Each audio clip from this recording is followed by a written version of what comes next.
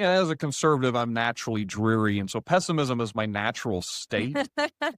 But I don't think pessimism or optimism are, conducive to the human nature. I think hope is where we need to anchor our souls, because I don't just expect things to go well or poorly. I think we have some agency in this.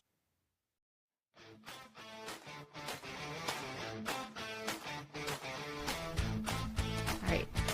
I'm Laura Forcum, president of the Independent Center and a former marketing professor. I'm Lauren Hall, professor of political science and author of the Substack, The Radical Moderate's Guide to Life. This is We Made This Political, a podcast about making politics more about flourishing and less about power. We talk about living together in families, communities, and as citizens, drawing from our backgrounds in psychology and political science, and as parents.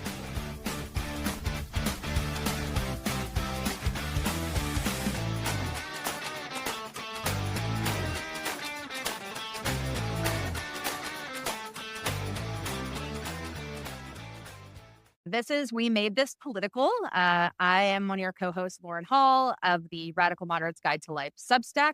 And we have Laura Forcum, my wonderful co-host, whose wonderful Substack is How to Human. Today, we are really thrilled to have with us Josh Lewis. We're going to get the full bio from Laura. This is going to be a great conversation. Welcome, Josh. We're really excited to have you. So Josh Lewis is the founder of Saving Elephants, which is a podcast and blog that is dedicated to reigniting classical conservatism as a tradition rooted in prudence, gratitude, and community rather than populism or personality-driven politics.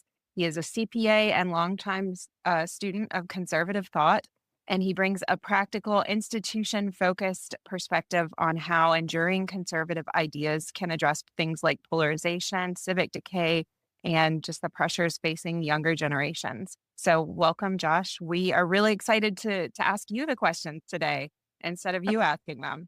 Yeah, I'm excited too. Maybe a little foreboding. My typical way of doing this is I get on someone's podcast.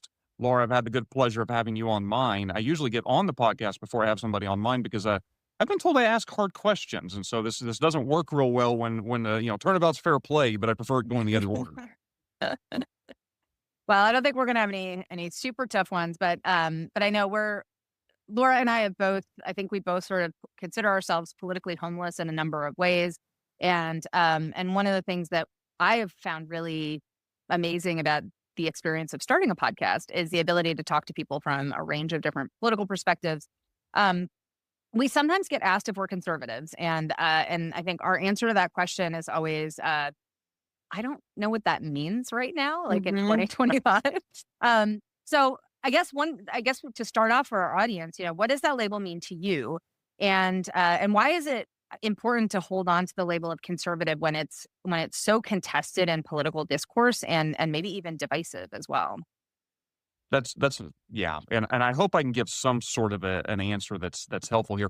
I understand why you would struggle or even say I don't know what that means this time. Yeah, I don't know myself. I have a hard time with it.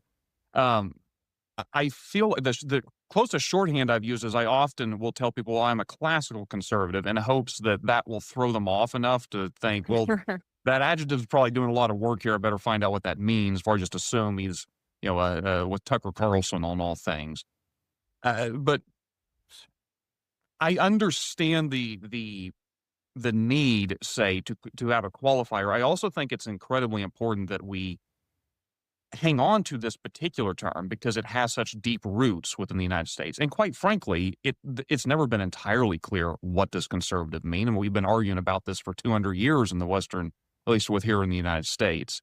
It wasn't until the 1950s, which was not that long ago, that there became any sort of an intellectual tradition where there became some sort of let's call it a consensus around what this might mean. And even within that, it was recognized it was a balance between libertarian, classical, liberal tradition and the more traditionalists on the other hand. And so I think that the term has always been difficult, but quite frankly, it's also hard to define liberalism. It's hard, you hear all the time, well, that's not true Marxism.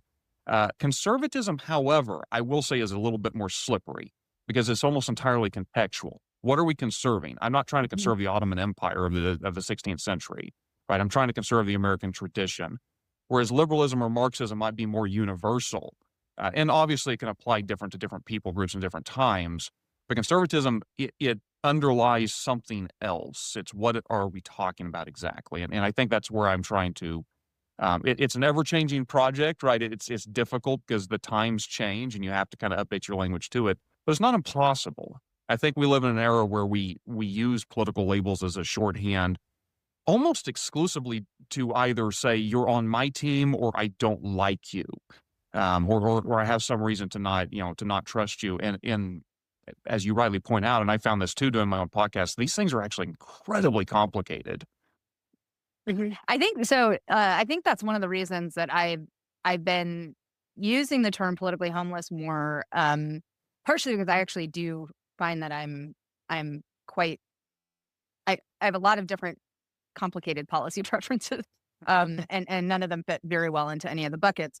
But to your point, and this is something Laura and I talk about a lot on the podcast, right? Once you create a label, right, that is a really great way of animating tribalism, especially in a deeply polarized kind of situation, which is what we're in right now. And so I think you're absolutely right that it's really hard to have conversations about political theories, political ideologies, political positions without sort of animating that us versus them. Like, oh, you must believe this, right? If this word comes up in your conversation, that means you believe this, and that means you are against us in X, Y, or Z way.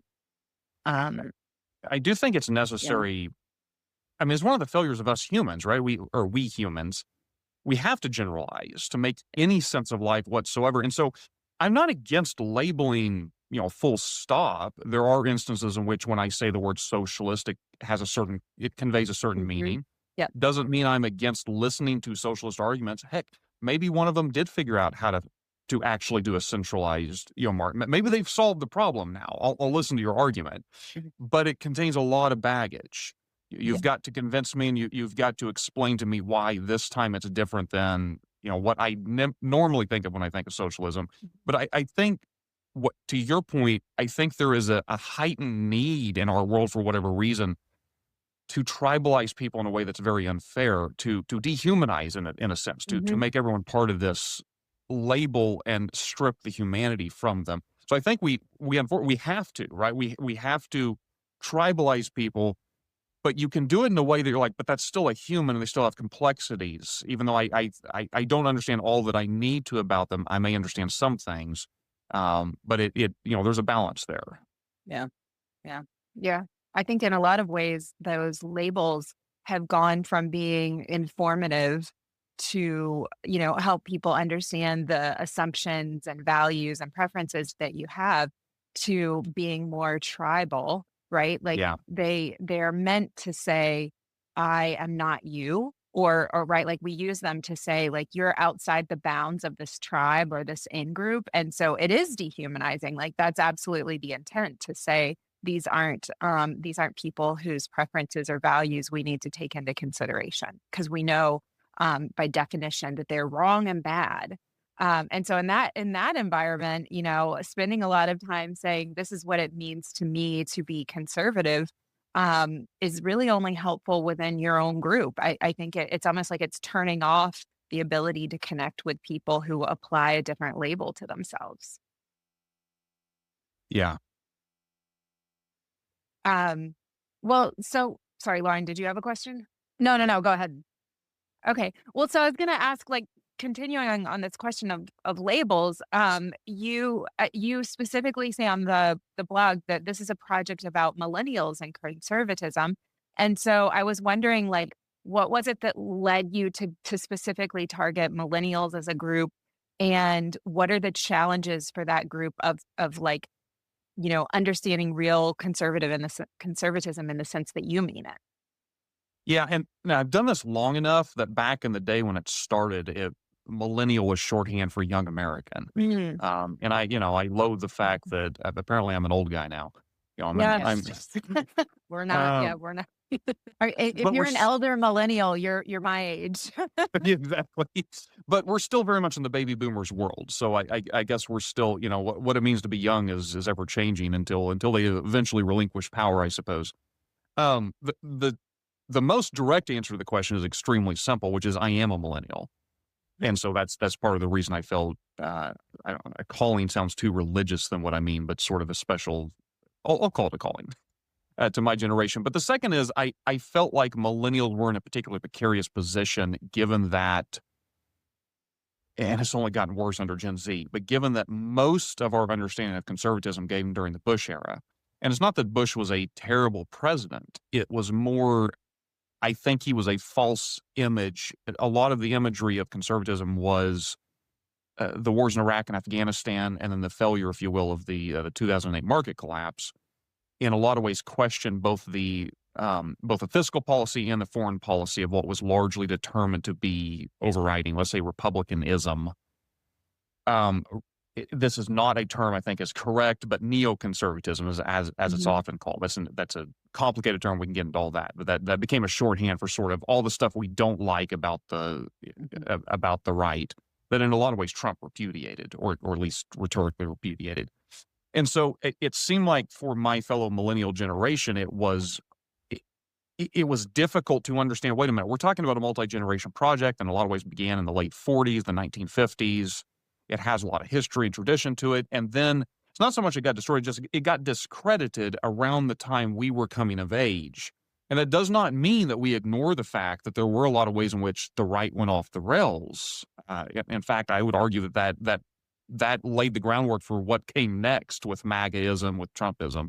But it does mean that is the point at which I think a generation had a break with this larger tradition, and didn't necessarily understand the advents of the Cold War, of double-digit inflation, of the ways that, in a lot of ways, the Great Society had been discredited, in my view. And so it became necessary, I think, to focus specifically on millennials, saying, hey, we are this next generation coming up, but there's some history here that maybe we aren't as attached to as we ought to be, and that would better inform our politics on a going forward basis. Mm-hmm.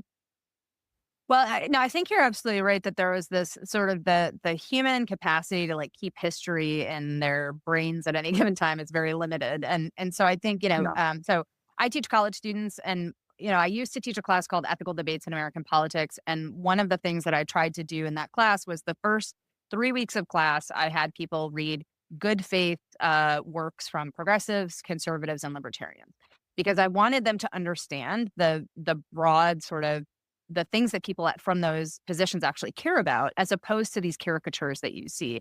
And so I assigned Russell Kirk's 10 Principles of Conservatism, or is it 8? I can't remember. But anyway, it's a very short, really nice. He always changed the number, so you'd be forgiven for not remembering. Good.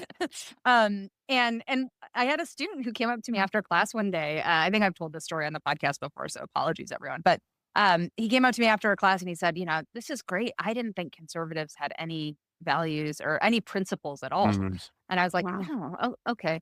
But I think that's right in a really important sense, because I think that what you're pointing to, which is the movement away from Kirkian kind of conservatism, in that neoconservative period, or whatever we want to call that period. And there really was this like infusion of just like straight up pragmatism. And I think we're now seeing that in really awful, sort of like whatever tools you want to use to get the job done are okay. And I've made this point before that that's like a deeply unconservative position to take. Right. But it's not, I don't think it's necessarily like millennials' fault that we didn't have a lot of role models for principled conservatism growing up, or at least not like in the mainstream sort of political sphere. Does that seem fair? Is that a fair? Well, and just out of curiosity, you use the word "we." Are you counting yourself among us millennials? Yeah, I'm an elder millennial. My 13-year-old likes to emphasize the word elder. I call myself a geriatric millennial, but yes, it seems fair. Something I probably failed to mention earlier was another reason that I think millennial generation is particularly helpful is, and I'll throw the Gen Xers in here also. They're the redhead stepchild that we never talk about, unfortunately. I feel bad for them, but it's that we are the generations that have a foot in the analog and the digital worlds. we are the ones that might have some muscle memory that help us navigate this brave new world we're headed into. And this obviously stretches beyond politics, but politics is part of it. Society, relationships, how we organize and relate to one another. I think it's necessary for us to remember what it used to be like. It just occurs to me, Lauren, I apologize. I may have completely forgot your question at this point. So perhaps if you want to ask again, or we can move on.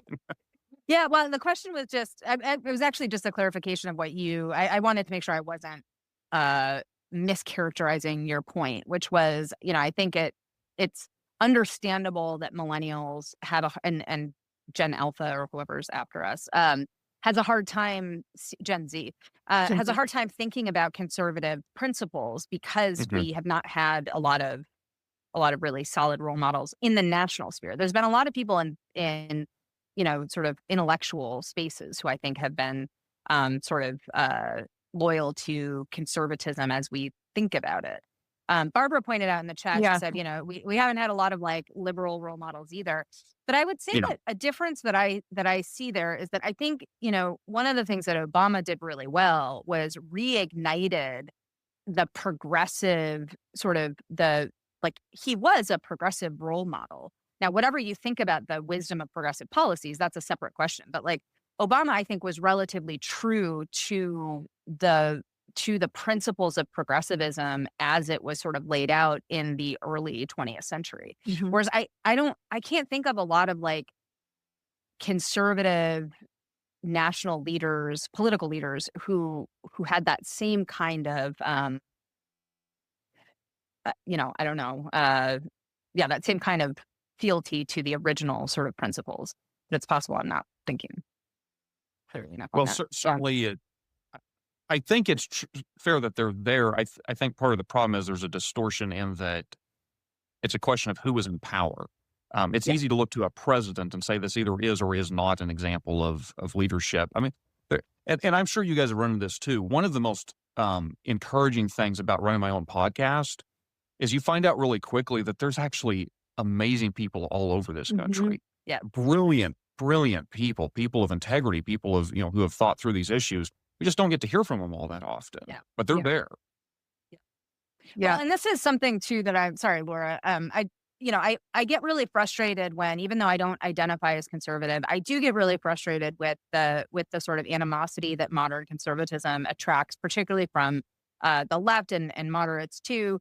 And the caricature of modern conservatism as just sort of, like power hungry, corporate, like everything about power, right? Power, military power, corporate power, and wealth. And I think what's so frustrating to me is coming from an academic background where I spent a lot of time in principled conservative circles. That was not the conservatism that I quote unquote grew up around, right? I grew up in spaces where people thought deeply about these questions, where we read Edmund Burke, Adam Smith, Russell Kirk. And so it does seem to me a deep loss that that people are not aware of the richness of the tradition, but also are not aware that we do have these principles that we can point back to. And that I think our dialogue is worse if we don't have principled conservatism as part of that conversation. But I think a lot of people just aren't. It's a combination of being unaware, but also not wanting to look, and that is where I think we're sort of divided. And also, I think that the nuance is like punished by media, by social media, and by traditional media, right? Like if you and Lauren and I talk about this a lot with like the reach that our podcast gets or our newsletters get, because we're saying, well, yes, here are the trade-offs, or there are points here, there are points here. Let's balance them. Let's bring them to a solution. Whereas if we were just saying, no, burn it all down, they're the worst people in the world, we would have tons of reach, right? So it's like, our media has it's now run by like polarization and extremism. And that's one of the reasons why I think people are not bumping into these principled conservative thinkers, or to Barbara's point earlier, principled progressive thinkers, that you could really lean into like, what are the values and what would I be signing up for if I put on this label as well? Someone had pointed out, and I'm not going to do this, so don't fear, but probably the best thing I could do to help with your audience reach right now is to get really upset, cuss you out, and then get off the phone. You know, and you could blast that all over social media, and it would get a lot more attention. Yeah. We can do that at the end of the podcast, and then Okay, yeah, we'll wait till. Okay, there you go. yeah. Um, you point to problems like loneliness, sort of loss of community, debt, and a rapidly changing job market, which I would actually like to talk about more if that comes up toward the end, as sort of core millennial concerns. And yet we also see like a lot of criticism directed at millennials and Gen Z, right? Suggesting that they're the problem, that like they have this character weakness, right? Rather than sort of this macro environment. So where do you fall? Like, how do you see this? Why do you think millennials take so much criticism instead of being courted as sort of a voting block that that conservatives, for example, could work to Right. capture? Mhm. Yeah, it's hard to know where to begin. I mean, I'll say as a shorthand, both are true. And I don't think it's so much millennials are uniquely, say, entitled or lazy. I just think that's human nature. We're all fallen. We all have things to overcome. I do think, however, there is a distort, and I think the story of human history is the older generation always assumes that of the younger generation. And the younger generation always assumes the older generation just doesn't understand its particular plights or struggles. So, 20, 30, 40 years from now, we could get back on this podcast and have the same conversation about why we millennials think all the Gen Alpha is so lazy and they don't understand us, sort of thing. I am, years ago, back when he was just a ex-presidential candidate and ex-governor, Mike Huckabee, I remember it particularly stuck in my craw that he had reposted on what we then, at that time, were calling Twitter, the social website formerly known as Twitter, an article about younger millennials had universally agreed that life was more difficult for them in all sorts of micro ways that were difficult to define. And so it was talking about the survey, and they asked, well, what specifically are you talking about? And they were talking, they counted things like I lost my car keys, or, just very minor things that created. And Huckabee's obvious response to this was, well, this is ridiculous. These kids don't know, how hard life used to be. And then he gave two examples, like, I had to take care of a sick loved one and I had to pay my way through college. So did I, by the way. I've had to take care of a sick loved one and I've had to take, go through college. And what occurred to me in the survey was like, well, this is kind of an odd, probably all three of us on this call have experienced losing car keys. I don't know that all three of us had to pay our way through college or how often we had to, so it's one of these like, well, there's a universality to micro problems, if you will. I think that it's entirely fair to say, look, in the past, there's all sorts of material ways in which we were worse off and struggled more. I also think that there are a lot of ways in which we've lost, let's call it social capital, a sense of belonging or community. I'm not saying that this didn't exist in the past; it did, but I think it's more pronounced now in a way that perhaps our elders, let's say, don't fully understand.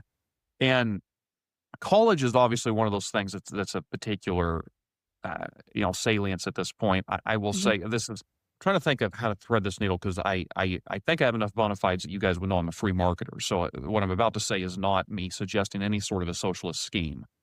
But yes, it is true that the people who've gone to universities and have taken on debt have some responsibility to pay back that debt. It is, however, I think necessary if we're going to have a conversation about, what should we do on a going forward basis. Why was there an entire ecosystem that encouraged an entire generation to take on this debt in the first place?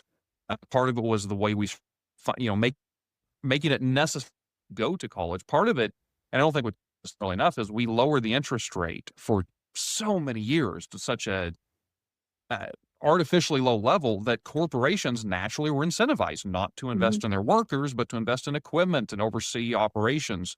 And in order to be competitive in the job market, you had to go to a college or university. And of course, that just kind of perpetuates the problem because then if you don't have a degree, you're the outlier. And so it's one of these things where I think like older generations look at us, say, and don't quite understand that the world was created in such a way we had to play by these rules that we could, let me rephrase that. playing by the same rules they did not guarantee the life that they is eventually assumed.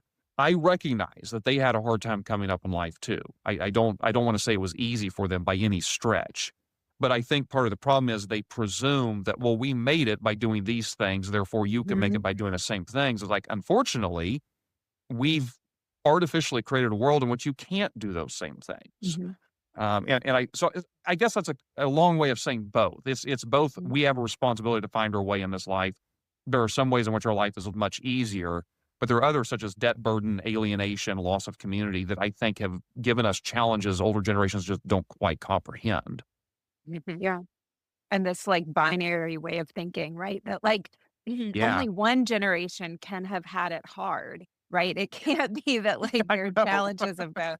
And also I think we've done a really ineffective job at trying to systematically understand what was it that made baby boomers economically prosperous, right? Because it wasn't just their fantastic moral character, right? Like that Yeah. was sure, that's part of the equation, but there are macroeconomic factors. There are also policies, right? Like all kinds of like the tax regime, right? All of these things had an impact on their ability to become prosperous. And I think our best bet would be to understand those factors and try to apply them to future generations. But as long as we're stuck in this conversation about who is better, who is worse, right? Like, and which is absurd and unanswerable anyway. We can't answer the question of like, hey, subsidizing student loans didn't actually have the consequences that we had hoped for. Yeah. Why is that? And what could we do differently? Because clearly the system has had some really deleterious effects on students that were not what anybody envisioned when they said, "Hey, we're going to subsidize student loans so everybody can afford college." It's unfortunate because, when you have a country as large and complex as ours, you can always run out there and find the example, the person that, majored in, I don't know, feminist slam poetry and puppetry and acquired $800,000 in debt and kind of deride the entire generation as, well, that's what's wrong with you guys. Mhm. But it's a broader problem than that. And I think you mentioned what made the boomers make it or wealthy. Like, I think this is maybe a debate we'll never fully resolve between the left and the right. Was it outputs or inputs? Like, was it policies that allowed for entitlements and Mhm. programs and governmental intervention that made it possible for them? Or was it the fact they were reaping the benefits of a post World War II in which we were the only industrialized economy on the planet and we were able to go like gangbusters? I want to be super clear here. When boomers were young, it was not easy for them, but they inherited a world that through process of time gave the very advantages that let's just be frank, the Make America Great Again coalition is trying to recreate without the advent of we've bombed Western civilization to smithereens and now we're trying to Right. rebuild.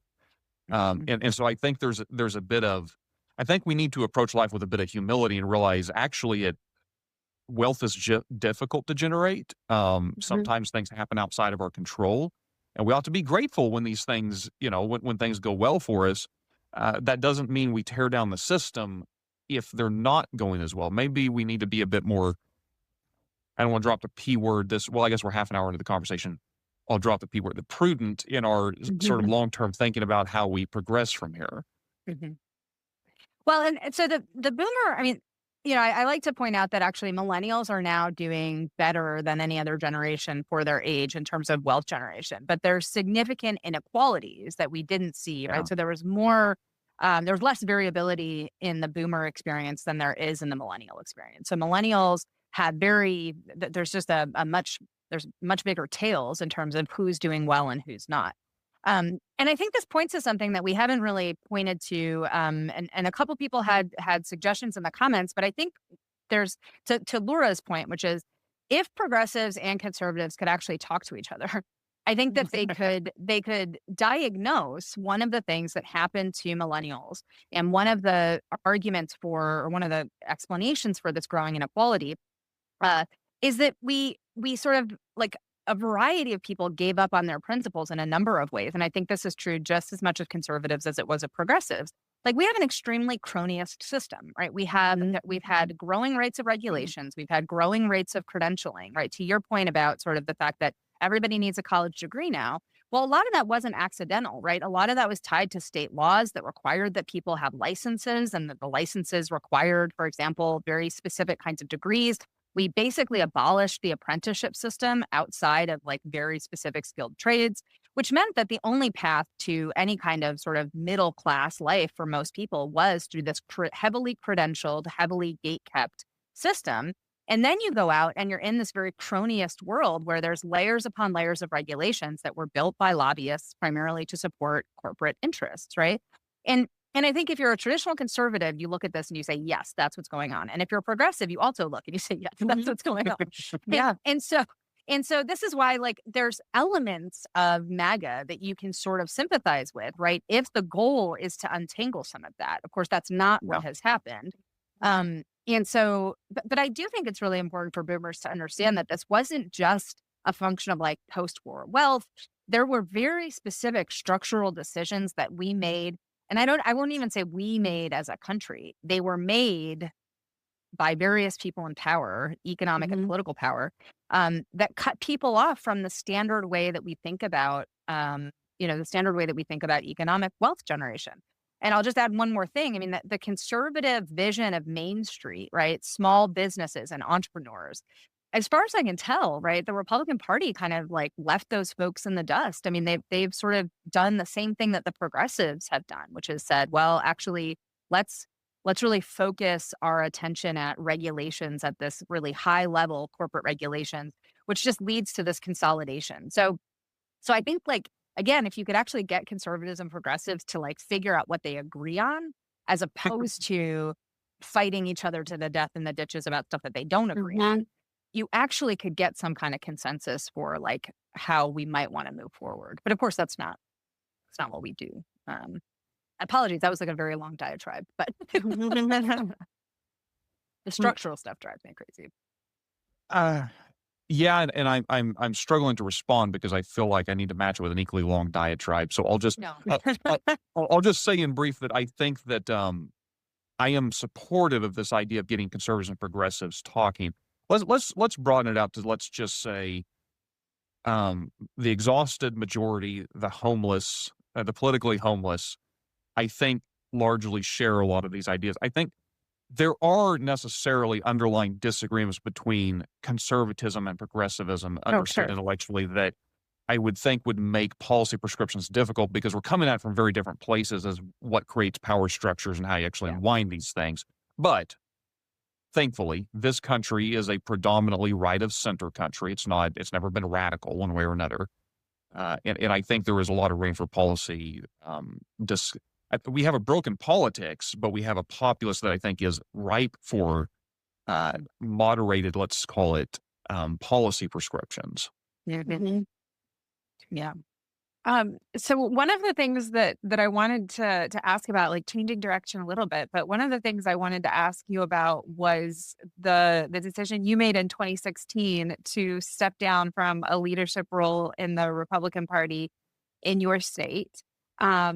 Because of the presidential nominee. Because one of the things that Lauren and I have kind of talked about a few times over the course of the podcast is what happens when people are asked to leave or they decide they have to leave a group that they feel like they've been part of. And you're not the only person we've spoken to who feels like or who found themselves in a position where either they chose to leave or they were asked to step back. So I would love to hear about like what that decision was like for you. I think it ties into the larger conversation we're having about what it actually means to be a conservative or a Republican or a card-carrying member of any of these political identity groups. Yeah, that's a great question, and I'll start by saying I wished, for the sake of our conversation, I had like this super dramatic story of all the friendships that were lost and tears shed. It wasn't like that at all. I was the treasurer of the Tulsa County Republican Party, the second largest Republican organization in the state of Oklahoma, not a paid position. But I had tried to enmesh myself as much as I could within the local Republican politics, and I was trying to work within the state convention because I thought that the Republican Party was the best vehicle for conservative values. I still do, just because it's one of the only 2 shows in town, right?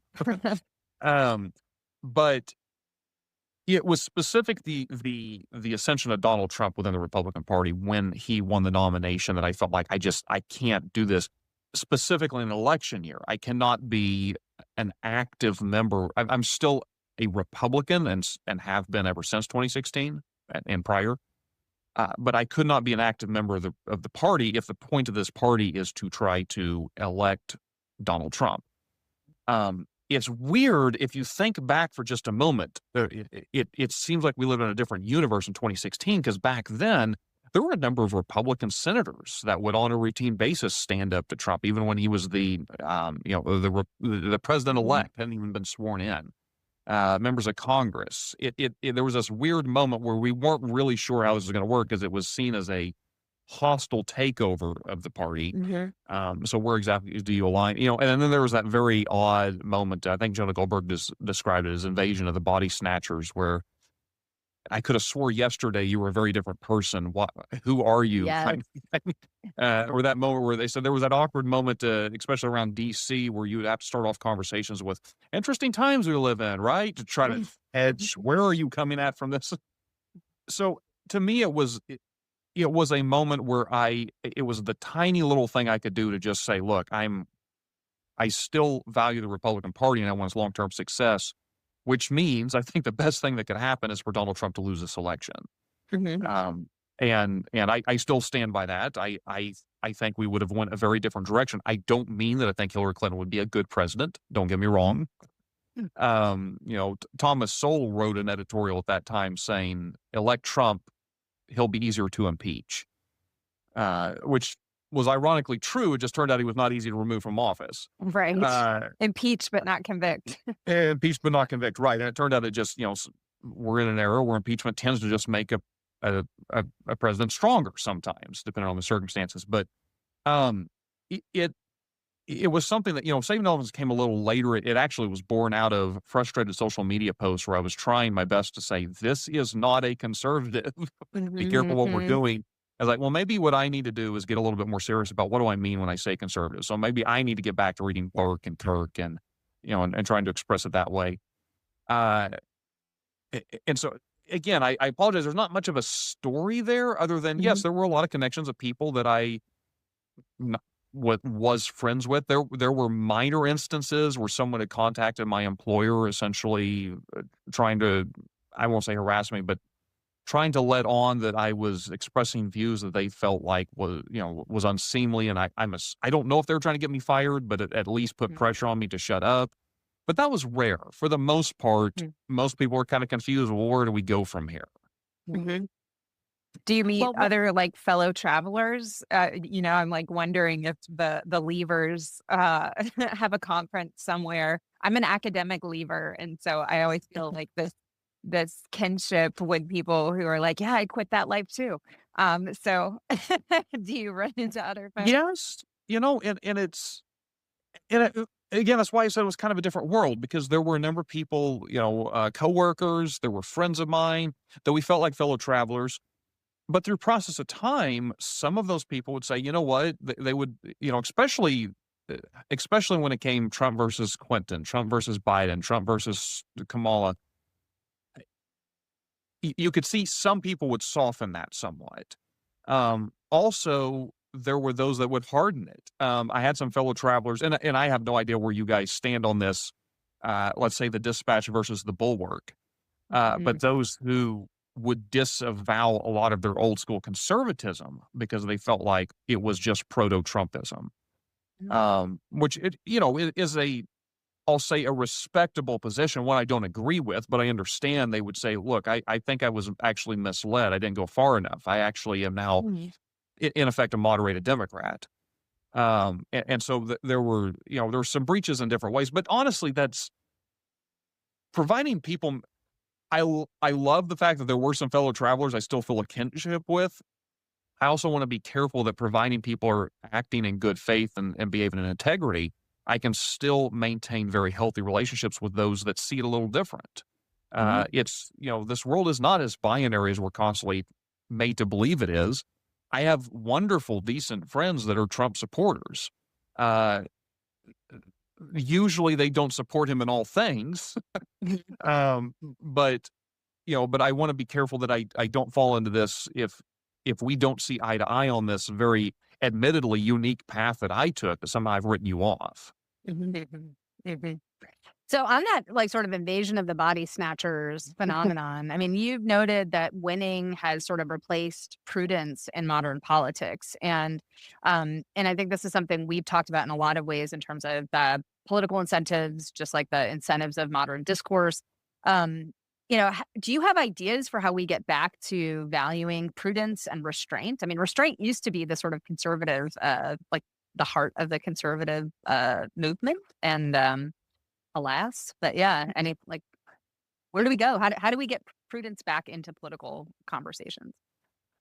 I don't have an easy answer. I mean, this is if Edmund Burke couldn't convince the French, I'm not going to be able to convince my fellow citizens. But I think it starts with things like that, reading your Edmund Burkes. And granted, I often say my goal is not to get every American to go, well, what would Edmund Burke say? That's never going to happen. But I do think there is a remnant, if you will, that can understand these ideas and then try to translate them in a way. I think we're at a dearth of leaders who are speaking about the importance of things like prudence. Prudence is, uh, Aristotle called it, I think, well, Edmund Burke called it the God of this lower world, right? That was prudence virtue. Aristotle, Russell Kirk, Thomas Aquinas all said that this is the most important civic virtue. From a religious perspective, it's charity, it's hope, it's faith. Those are wonderful virtues. They're really stupid virtues to put into politics because I don't know how you Mhm. do that. A lot of people that try to base their politics off of love or hope or faith end up producing terrible utopias. But prudence is not it. To define it is considering the long-term outcomes of your decisions, but it's also wedded to a sense of morals. It's not just a cold calculating, what is this going to get me in the future? And that requires a lot of humility. It requires a lot of sacrifice. It requires a recognition that, you know what? I might be dead before some of these things come to fruition. Mhm. Maybe my children or grandchildren will be the ones to see it, but it's the right thing to do. And so therefore, I'm not going to reach for the low-hanging, fruit. I'm going to always have in mind something more long-term, something more eternal. To get there, I think we need so you mentioned there's no shortcut to that. We have to have a mindset that's more eternal. I don't mean you have to be religious, but it helps. You have to have something you value beyond your own. What was the old Keynesian argument? In the end, we're all dead. Mhm. That has Mhm. to be rejected. It has to be a notion that, no, there's something about our politics that is meant to preserve things for future generations. It can't just be about me and those who happen to be living. It also can't just be about me and who's gonna come before us. We have to be mindful of the traditions that have come, prior to us being here. They get a vote too, if you will, through our traditions, through our norms and customs. And so I think prudence is that linchpin that anchors all of these things together and says our politics is about more than just the temporal, material benefits. It's about more than entitlement programs. It's also about, well, what happens when we can no longer afford the entitlement programs? Isn't it prudent to consider, or what are we at? How many trillions in debt at this point? Mhm. Mhm. That's an imprudent approach, right? Is to just consistently ignore what's going to happen in the future. So I can get on a soapbox, but I'll stop there. But that's kind of my, I guess, initial thoughts on the notion of prudence. Well, we had Russ Green on last week, talking about Mhm. the entitlement, right? Like Yeah. 2033, Social Security runs out. So, but your point, I think, is a really interesting one because there's this really uncomfortable tension between conservatism and democracy. And one of the things that conservatives have always been, and I mean democracy in like the really narrow procedural way that we think about democracy, Mhm. but democracies are really bad at thinking long term. They're really bad because the mechanisms of democracy, like voting in this particular election, And there's also just like human nature is really bad at this, right? We discount the Yeah. future in all sorts of Yeah. really serious ways. So we combine human nature with this very present focused electoral system, right? Like the democracy itself is very present focused.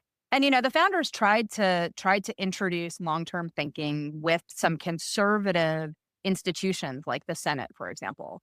And there were different ways that they tried judges, right? The fact that judges are they serve for life, but those are what we call in political science conservative institutions because they were intended to try to slow down democracy, not because Mhm. they didn't like sort of like democratic policies, but because they knew that this problem was real, right? The fact that like we don't think far enough in the future.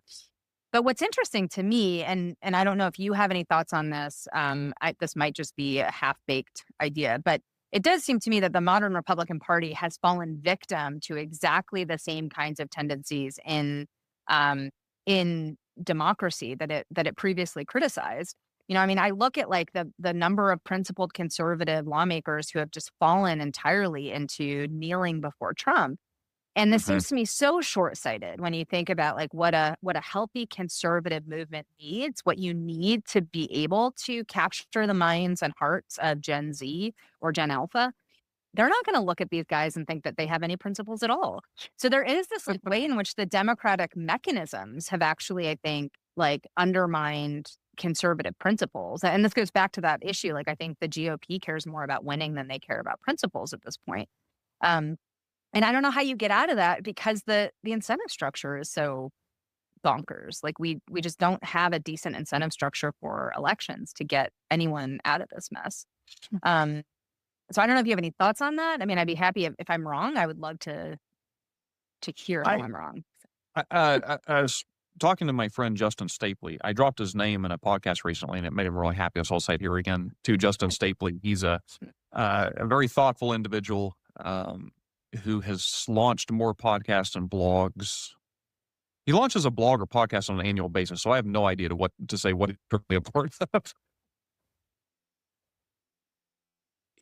Oh my gosh, now I've completely blanked. I'm sorry. We were talking about the incentive structures. Yeah. Now it's saying my internet connection isn't valid. Bear with me just a second. Um, he described this moment we're in. I thought it was a pretty interesting kind of visualization. But Donald Trump was essentially this massive distortion field, and he was pointing out instances in which occasionally things will happen that you can see there's a little bit of muscle memory of everybody reverting back to the original pre-Trump red versus blue. Not that that was perfect, don't misunderstand, but I have wondered myself how much of this current moment we're in is central to Donald Trump's demand for absolute unquestioning loyalty. And not loyalty to a principle, not loyalty to an ideology, but just loyalty to whatever his whim of the moment happens to be. Maybe to put it in a more positive sense, loyalty to trusting in him. Like we owe some Mhm. fealty or allegiance to him that his gut instincts are the correct ones. Um, in absence of that, it might be a little bit easier to have a conversation about how do we change incentive structures because it's not as if we're without ideas. I mean, some of them are. It sounds so trivial, but it could be extraordinarily helpful.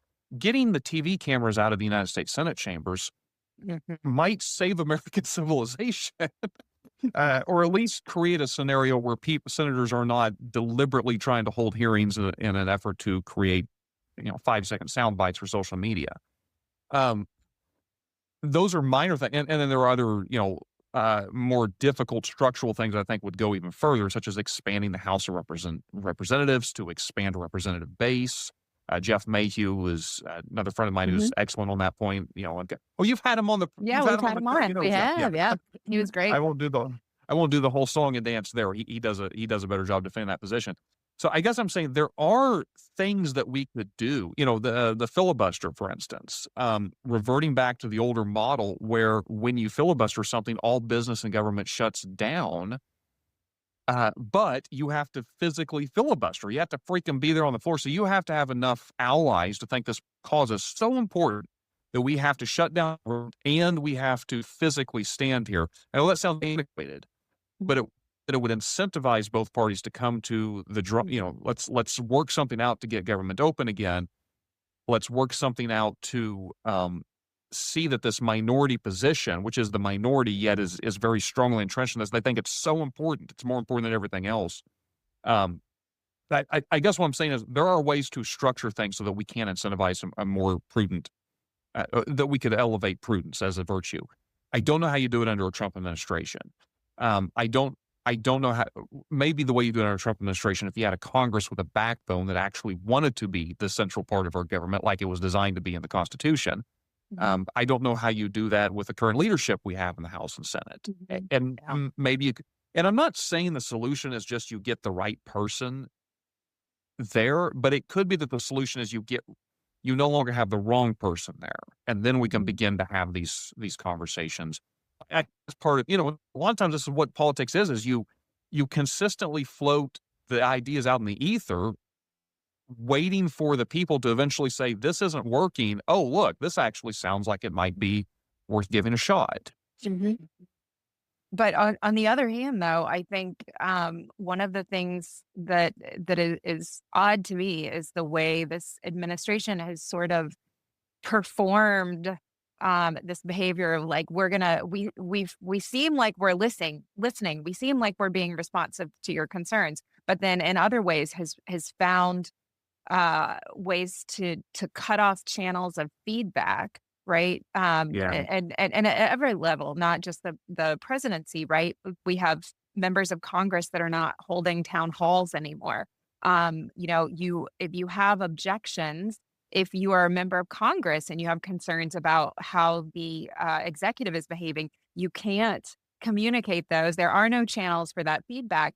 And so one of my concerns is that we're going to end up with a significant volatile and possibly violent correction because those channels of feedback are being cut off. And I think that they are part of democracy. They're part of representative government and self-governance. And I'm sort of puzzled by that choice. I suppose to me that seems imprudent, and maybe they have stepped back from this value of prudence, like in more ways than we're actually aware of. Let's just be honest. Prudence is hard. It does not come natural to us humans. It's not, we ought to celebrate when it does happen. I think, Laura, to your point, we have seen, let's say, the proto examples of what you're talking about. Every presidential election is a violent correction over the last presidential election. There's no middle ground. I shouldn't say no. There are fewer breakers in the system than what there used to be. And so when we do get a choice, which is to vote, we go the other direction as a nation to try to correct for it, rather than these. The system was designed to have these constant every 2-year. We're having elections all the time. It's supposed to be malleable. It's not supposed to be brittle. Right. It's supposed to not just be. I know we have a binary system, and that it's always going to, until we change things structurally. And I'm not advocating that. It's always going to be a two-party system. But there was supposed to be competition within the two parties, that they were supposed to be doing their best to form coalitions out of a majority of Americans, rather than each forming minority coalitions and then say the rest of you can go to hell. Right. Right. Yeah. Well, we're getting close to the end. If you could pick one or two conservative I started thinkers. cussing. Should I get mad now and storm off? Yes, actually, now is the time when we create. We'll tee that up. Moment. Yeah, we'll say something really outrageous, right? Yeah. So if you could pick one or two conservative thinkers that wave a magic wand and everyone suddenly understands their core ideas and contributions, who would you? And maybe this is sort of like the reading list for millennials. Who would you recommend people look to right now? I always start off by saying the Mount Rushmore of saving elephants is Edmund Burke, Russell Kirk, Thomas Sowell, and William F. Buckley. I also have a longer list, 50 conservative thinkers worth your time. It's a blog post. If you go to savingelephants.blog.com, I will not list all 50 of them here. But if you said two, so I'm going to restrict. I'm going to pick one on Mount Rushmore and one who's not. Edmund Burke, I think, is probably the figure. I say it only partially because it really all my Straussian friends. But there's a big debate whether or not Burke is in fact central to conservative thinking. But I really think he is central to conservative thinking. I don't think you can fully get it at an intellectual level without understanding Burke. As I said earlier, though, I do not mean that everybody has to go read Edmund Burke. I guarantee if much like Russell Kirk, if you read The Conservative Mind, you're expecting red meat conservatism, you're probably going to be super confused about that book. Mhm. It talks more about the British corn laws than it does about the American income tax rate. But I think Burke is the central kernel because he understood the fight that was occurring during the French Revolution and the different understandings of how we in the West have been arguing now for well over 200 years about what is the actual secure of natural rights, to what degree do they exist, to what degree can we comprehend these things. And I think he articulates well the conservative defense beautifully and very well in a manner that's not been improved upon. That being said, I'm going to go to the opposite extreme with my second person, which is Yuval Levin, because Yuval is alive. He's not that much older than we are. He's still writing. He's very Burkean in his approach. He also is someone who, in my view, has a profound respect for the left, not an agreement, but a profound understanding of where they're coming from, both the far left and the more homegrown Thomas Painesian, if you will, American left. And he's someone who often speaks in a way that Burke and Kirk did not, which is I would encourage most Americans to go pick up one of his books. My favorite, The Great Debate, is a little difficult. It's about the fight between Edmund Burke and Thomas Paine. But if you want to understand Burkeanism, it's probably a good place to start. But other books of his, The Fractured Republic, The American Covenant, are things that the average American ought to be able to pick up, read, and see, oh, I get it. I see why this is important.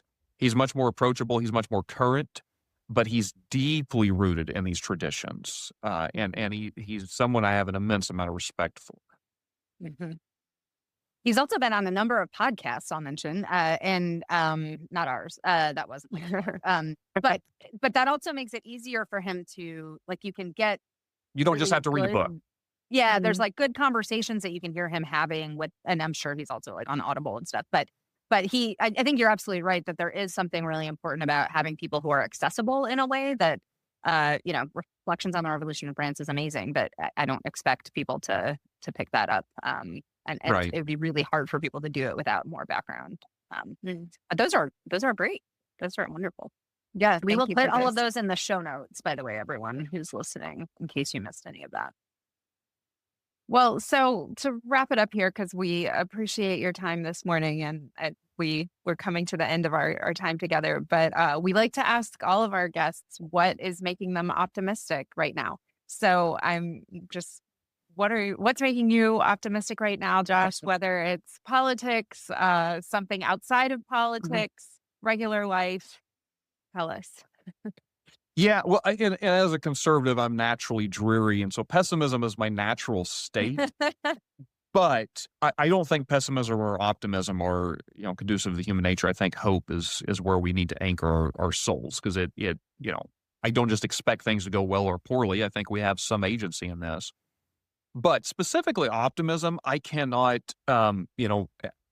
conservatism is so much deeper than material blessings and temporal things. But I think it's really important that we recognize the moment we live in history. I mentioned Jonah Goldberg earlier. He writes about this in his book, Suicide of the West, where he talks about most technological and economic developments and prosperity gains have occurred over the last several centuries among us humans. He said that's actually distorting too, because it would sort of be like saying, my net wealth combined with Elon Musk makes us a billionaire. Yeah, but who's doing the heavy lifting in that comparison? He said, really, this graph looks like a hockey stick. We have been slowly progressing for 1,000 years or so, and then in the last century, in the last half century, have kicked into such overdrive that it's like trying to compare our net worth with a billionaire. We have come closer to eliminating grinding poverty from the human species than at any other point in our existence. There are fewer people today, starving and in need of dire medical assistance than there have ever been, in spite of the fact that there are more humans walking around. Now, I don't want to imply, because we're talking earlier about the debt burden, that everyone's doing well, but compared to all other generations and all other civilizations ever, we're doing better. That could be lost. We could slide back, and there are debts, that's concerning on the horizon. But I think there's obviously something about the human species that even when we're doing well financially, we don't feel it. We don't feel like that alone is everything, but it's something. And I think it's worth being celebrated. I also think it's extremely important to talk about because we are at risk of losing it if we keep pretending like we've never had it this bad. We need to be conscious of the fact that we're doing better than most of our ancestors have ever done. That's worth celebrating. It's worth being optimistic about. Awesome. Well, thank you so much, Josh Lewis. Where can people, this is like the shameless plug, where can people find you? What should they be listening to of yours, reading of yours? I appreciate it. If you're on a podcast app, Saving Elephants will get you to me. If you're browsing on, say, Google, Saving Elephants blog, because I compete with the actual people trying to save elephants. Nice. All right. Well, we'll have both of those in the show notes. This was absolutely fantastic. This was such a fun conversation. Thanks so much, Josh. It was a pleasure. Thank you. You've been listening to We Made This Political with Laura Forcum and Lauren Hall. You can find us on Substack, Instagram, or LinkedIn. The podcast Substack is We Made This Political. Laura's Substack is How to Human, and Lauren's Substack is The Radical Moderate's Guide to Life. Subscribe and share if you like what you hear, and please also rate and review on your favorite podcast platform. That really, really helps other people find our work and means a lot to us, too. Thanks for listening.